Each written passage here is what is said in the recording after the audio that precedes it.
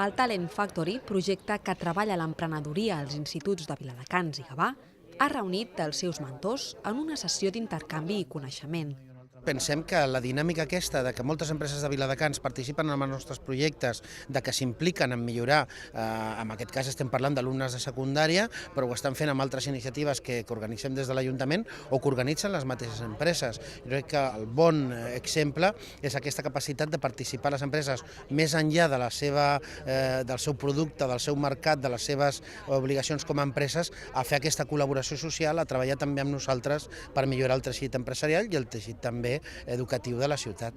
En aquests moments, el projecte està a la fase de formació als centres educatius. De las 18 escuelas participantes hemos visitado 13, ahora hacemos la sesión 14, ya hemos dado formación para más de 600 alumnos y el lunes acabaremos con la formación para unos 1000 alumnos. Les ayudamos a desarrollar su idea, a crear modelo de negocio y hacer un plan de empresa. Todos tienen una idea y tienen unas ideas brutales porque hay un talento espectacular e incluso nosotros estamos acostumbrados a trabajar con gente de la universidad.